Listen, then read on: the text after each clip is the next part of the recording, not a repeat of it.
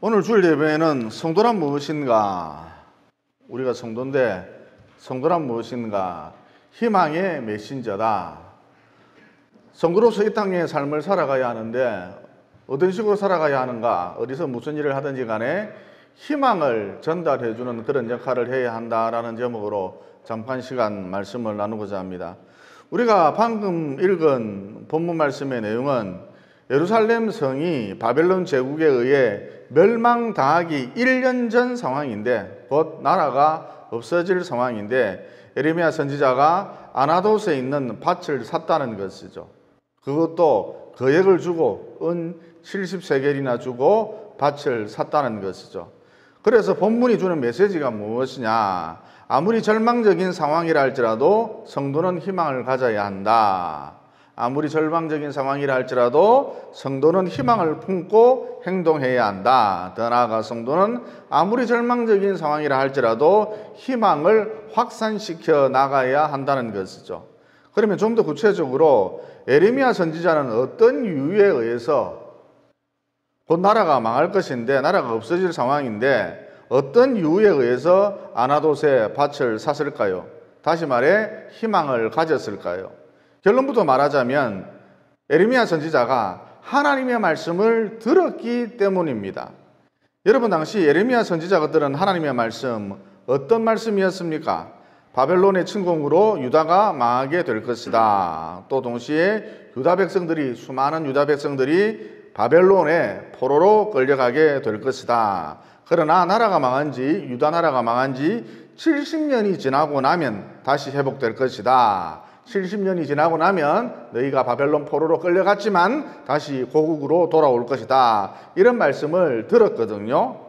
그러니까 예레미야 선지자가 70년이 지나고 나면, 유다 나라가 망한 지 70년이 지나고 나면 회복될 것이다. 너희들이 다시 고국으로 돌아올 것이다. 이런 하나님의 말씀을 들었기 때문에, 포인트는, 핵심은, 주제는, 골자는 하나님의 말씀을 들었다는 것입니다.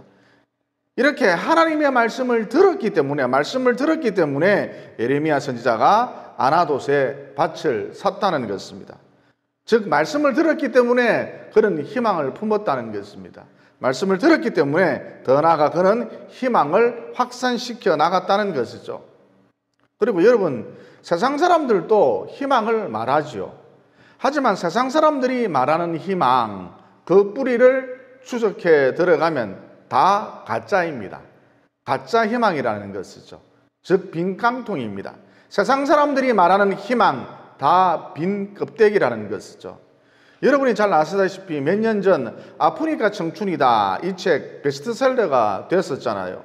젊은 사람 치고 10대, 20대, 한 30대까지 젊은 사람 치고 이 책을 안 사본 사람이 없습니다.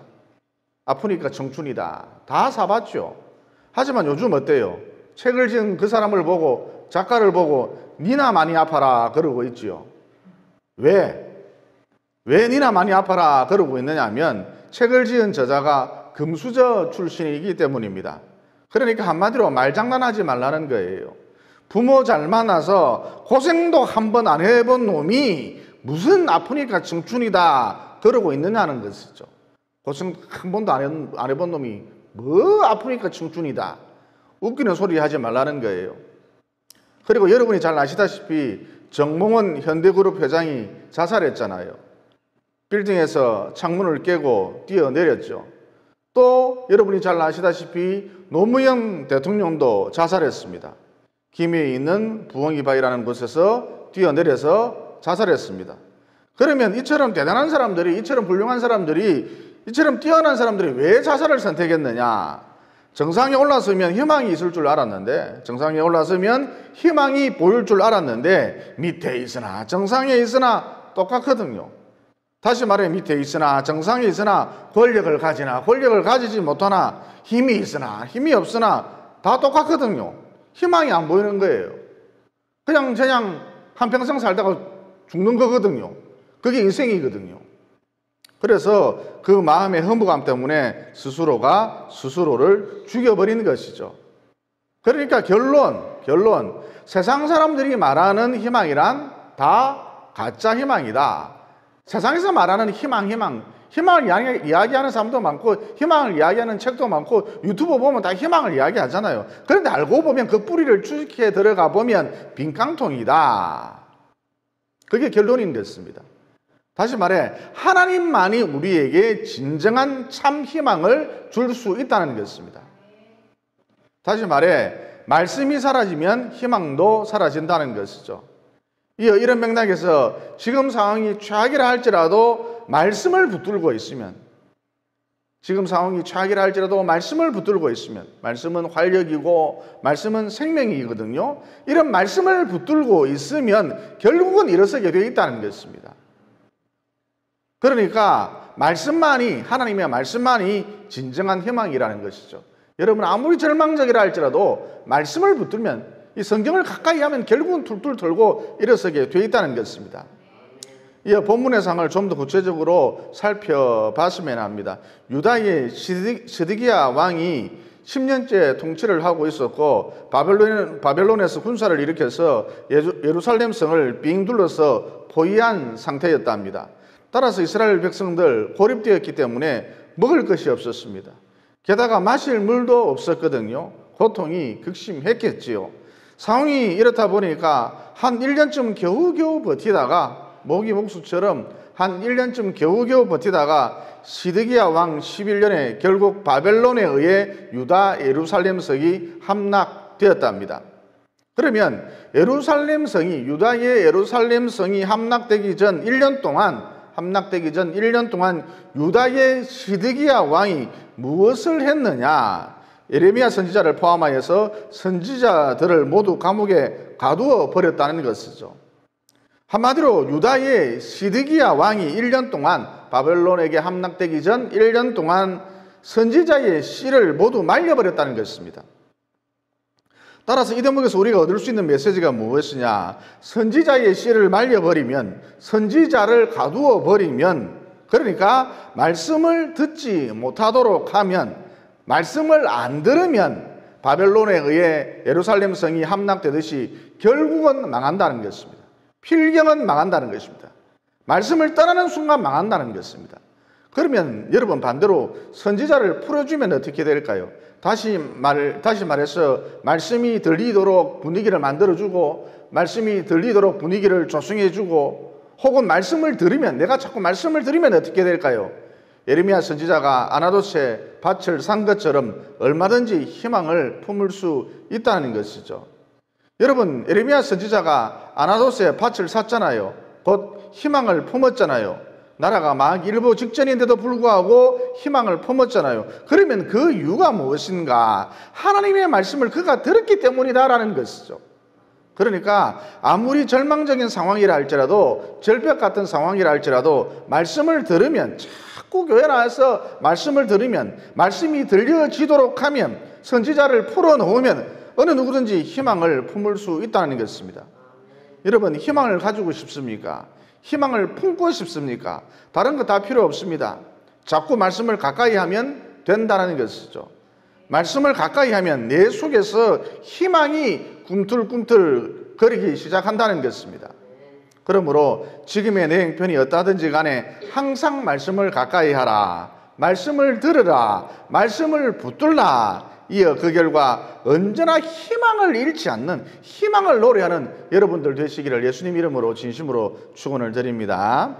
그 다음 희망을 품는다라는 것이 왜 중요한가? 여러분 우리가 인생을 살아가면서 이미 다 경험을 해봤는데 사람들이 꾸역꾸역 모여드는 곳이 있어요. 사람들이 자꾸 모여드는 곳이 있어요.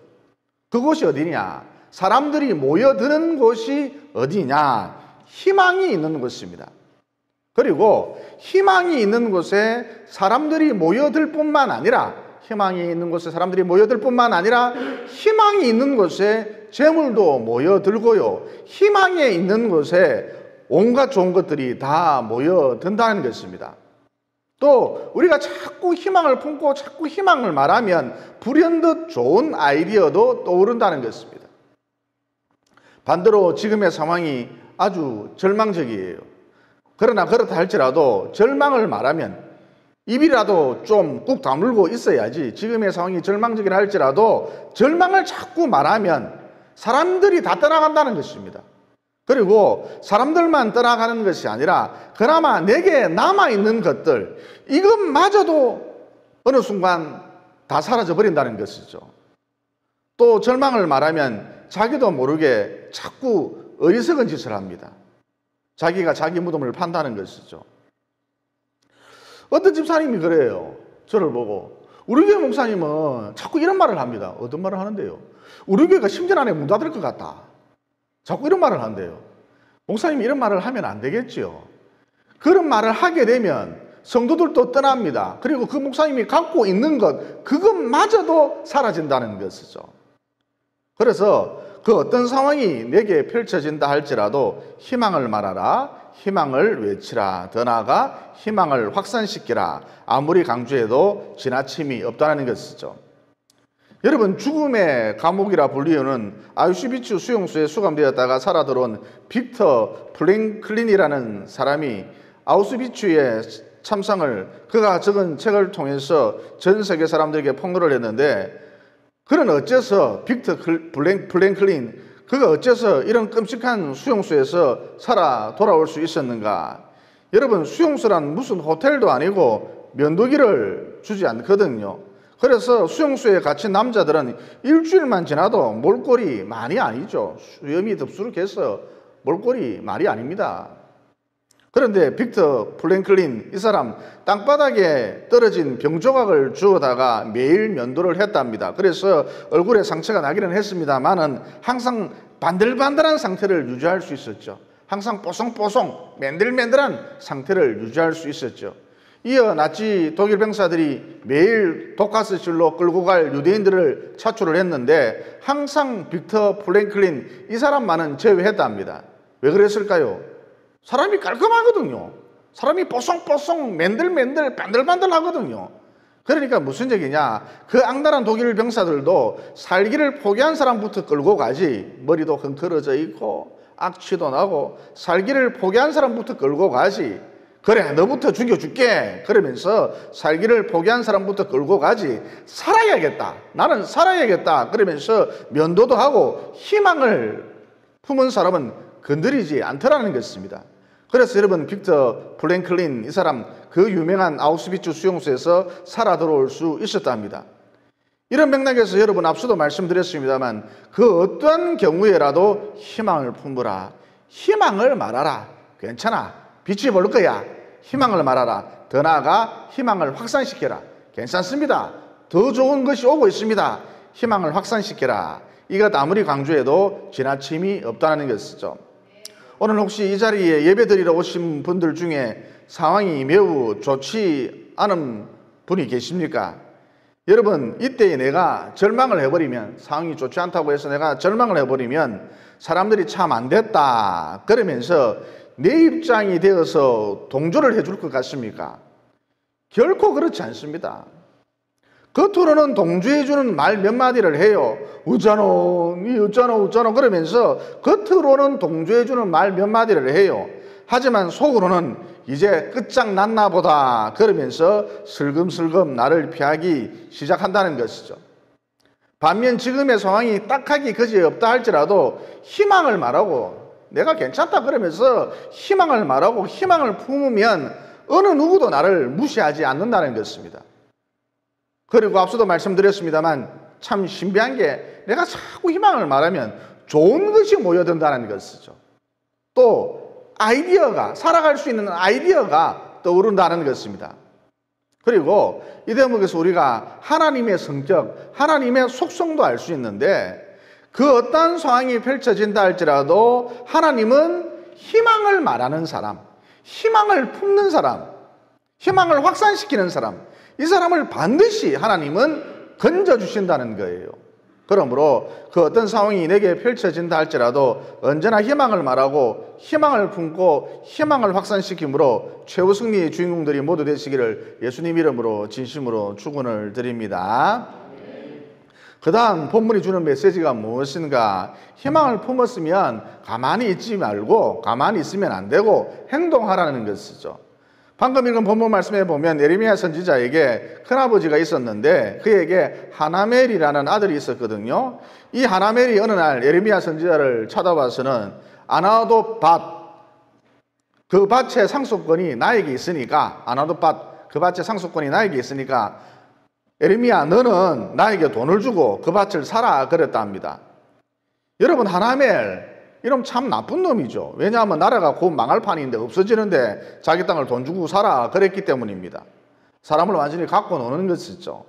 여러분, 당시 하나멜이 한 행동을 쉽게 다시 한번 설명을 해보자면, 친구랑 여행을 가다가 강도를 만났는데 글쎄 그 강도에게 내가 가지고 있던 돈 100만 원을 빼앗겼답니다.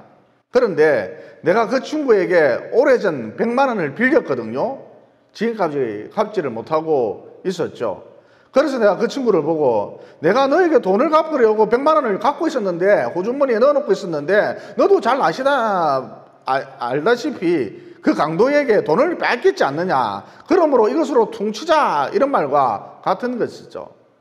어쨌거나 그럼에도 불구하고 예레미야 선지자가 은 70세겔이나 주고 아나돗의 밭을 샀거든요.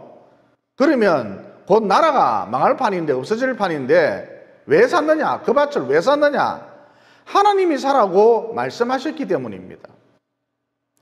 여러분, 하나님이 말씀하시기를 70년이 지나고 나면 예루살렘이, 유다가 회복된다 그러셨잖아요. 그러니까 결국에 가서는 마침내 유다가 회복될 것이기 때문에 예레미야 선지자가 아나돗의 밭을 샀던 것이죠. 따라서 여기서 얻을 수 있는 메시지가 무엇이냐? 성도라고 하는 것은 미래를 예측하면서 혹은 미래를 분석하면서 나아가는 존재가 아니라 하나님의 말씀을 붙들고, 약속의 말씀을 붙들고 내가 내 미래를 결정하면서 나아가는 존재라는 것이죠. 여러분, 80노인 갈렙이 이렇게 살았다 합니다. 가나안 땅을 이스라엘 백성들이 점령한 다음 각 지파별로 토지를 나누어 가지는데 서로들 많이 차지하겠다고 다투었거든요. 형제 지간들끼리 다투었거든요. 그때 갈렙이 너희들 다 해라, 다 해먹어라 그러면서 홀로 헤브론 산지를 정복하러 나섰지 않습니까? 그러면 갈렙이 무슨 배짱으로 이런 행동을 했느냐? 한마디로 그는 말씀을 붙들었다는 것이죠. 그는 약속의 말씀을 붙들었다는 것입니다. 즉 보이는 이 땅을, 헤브론 산지를 말하는 것이죠. 보이는 이 땅을 너와 너의 자손에게 주리니 영원히 이르리라. 이 하나님의 약속의 말씀을 붙들었다는 것이죠. 그러니까 당시 이 말씀 대부분의 이스라엘 백성들은 다 잊어버렸는데, 내팽개쳐버렸는데 갈렙만이 이 말씀을 붙들었다는 것이죠. 보이는 이 땅을 너와 너의 자손에게 주리니 영원히 이르리라. 갈렙만이 이 약속의 말씀을 붙들었다는 것입니다. 그래서 결국 어떻게 되었느냐? 갈렙이 헤브론 산지를 마침내 차지했었죠. 그리고 오늘날까지 갈렙의 후손들이 이곳에서 헤브론 산지를 개간하여서 빌딩 짓고 집 짓고 수로 만들어서 과수 농사를 잘하고 있거든요. 그리고 참고적으로 이스라엘 영토 중, 지금의 이스라엘 영토 중 가장 비옥하고 물이 많고 살기 좋은 곳이 어디냐? 그 옛날 80노인 갈렙이 차지한 이 헤브론 산지랍니다. 그러니까 성도는 어떤 삶을 살아야 되나? 막 미래를 분석하고 예측하고 이게 아니고, 성도는 어떤 삶을 살아야 하느냐? 말씀을 붙들고, 약속의 말씀을 붙들고 미래를 결정하면서 나아가는 존재라는 것이죠. 그러므로 희망을 품었으면 가만히 있지 말고 말씀을 붙들고 행동하라. 이어 행동함으로 하나님의 약속이 내게서 성취되는, 이루어지는 승리의 그날 보게 되시기를 예수님 이름으로 진심으로 축원을 드립니다. 그 다음 본문이 주는 메시지가 무엇이냐? 혼자 희망을 갖지 말고 희망을 확산시켜 나아가라는 것입니다. 본문에 보면 예레미야 선지자가 아나돗의 밭을 산 다음 매매 증서를 남겼는데 두 종류로 남겼거든요. 하나는 공개된 매매 증서였고 또 다른 하나는 봉인된 매매 증서였답니다. 봉인된 매매 증서는 예레미야 선지자가 토기에 담아서 잘 보관해 두었답니다. 그리고 공개된 매매 증서를 보고, 예레미야의 공개된 매매 증서를 보고 당시 유다 백성들이 어떤 것을 느꼈느냐? 희망이 있다. 예레미야 선지자의 말대로 70년 뒤에 유다가, 예루살렘 성이 회복될지도 몰라. 그러니까 예레미야 선지자가 돈을 주고 거금을 주고 은 70세겔이나 주고 아나도스의 밭을 사지 않았겠나. 완전히 희망이 사라진 게 아니야. 희망이 있어. 희망이 있을지도 몰라. 이걸 느꼈다는 것입니다. 따라서 이 대목에서 얻을 수 있는 메시지가 무엇이냐. 각자에게 있는 신앙의 체험들을, 성령 체험들을, 은혜의 체험들을 자꾸 나누라는 것이죠. 그래서 자꾸 희망을 확산시켜 나아가라는 것입니다. 이게 성도의 할 일이라는 것이죠. 교회 와서 무슨 이야기를 할 겁니까? 친구를 만나서 무슨 이야기를 할 겁니까? 나의 성령 체험, 은혜의 체험을 자꾸 나누면서 희망을 확산시켜 나아가라는 것이죠. 그리고 여러분, 늘상 하는 얘기입니다만 이 땅에는 소망이 없어요. 튀르기예 대지진, 러시아와 우크라이나의 전쟁, 이스라엘과 아랍과의 전쟁, 중미 간의 첨예한 갈등, 이런 것들을 볼 때에 이 땅에는 희망이 없어요. 우리나라도 언제라도 전쟁이 일어날 수 있는데 여러분, 이것 하나도 이상한 일이 아니거든요. 전쟁이 안 일어나는 게 오히려 이상한 일입니다. 또 지금 러시아의 푸틴이 안 되면은 최악의 경우 우리가 패배할 것 같으면 핵을 쏘겠다 그러고 있는데 이것도 하나도 이상한 일이 아니라는 것이죠. 제가 지금 제정신이 아니거든요. 푸틴 그 제정신이 아닙니다. 시체더미가 밀려오면 그거 보고 웃는데요. 자기 병사들이 그 시체더미가 밀려오면. 여러분, 저는 개인적으로 요한계시록에 나와 있는 인류 최후의 전쟁, 곧 아마겟돈 전쟁은 핵전쟁이 아니겠는가 이렇게 조심스럽게 예상을 해봅니다. 그러면 이러한 시대를 살아가는 희망이 다 꺼져버린 이러한 시대를 살아가는 성도는 어떻게 해야 하는가? 희망을 확산시켜 나가야 한다는 것이죠. 어떻게 해요? 우리 주님 재림하실 날이 곧 임박했다. 휴거와 공중재림이 곧 있을 것이다. 이제 곧 신천신지 평화의 세계가 열린다. 천년왕국을 말하는 것이죠. 신천신지 우리 예수님이 다스리는 그 평화의 세계가 이제 곧 열린다. 조금만 더 참자, 조금만 더 견디자, 조금만 더 인내하자. 그러면서 희망의 메신저, 희망의 전달자 역할을 해야 한다는 것입니다. 그러므로 희망을 품는 데 그쳐서는 안 되고 성도란 희망을 확산시켜 나가는 존재다라는 이런 자기 정체성이 분명한 가운데 어디서 무슨 일을 하시든지 간에 희망을 확산시켜 나가시기를 예수님 이름으로 진심으로 축원을 드립니다. 그 다음 봉인된 매매증서, 그러니까 토기에 담아둔 매매증서는 무엇을 뜻하는가? 하나님의 약속은 하루아침에 이루어지는 것이 아니라 다소간 시간이 걸린다는 것이죠. 그러니까 70년 뒤에 유다가 회복되는 것은 확실한데 70년 뒤에 예루살렘 성이 회복되는 것은 확실한데 명명백백한데 어떤 순서로 어떻게 회복되는지 그 진행 과정에 대해서는 우리가 알 수 없다는 것이죠. 그러면 우리는 어떻게 살아야 하는가? 하나님의 약속은 반드시 성취된다. 하나님의 약속은 반드시 이루어진다. 이런 믿음 가운데 예수님 뒤만 졸졸 따라가면 된다는 것입니다. 어떤 분이 깊고 깊은 정글로 여행을 갔답니다. 그런데 길이 없는 것으로 키 큰 가이드가 자꾸 들어가더랍니다. 그래서 불안한 마음에 덩치 큰, 키가 큰 그 가이드에게 물어봤대요. 왜 자꾸 길이 없는 곳으로 들어가십니까?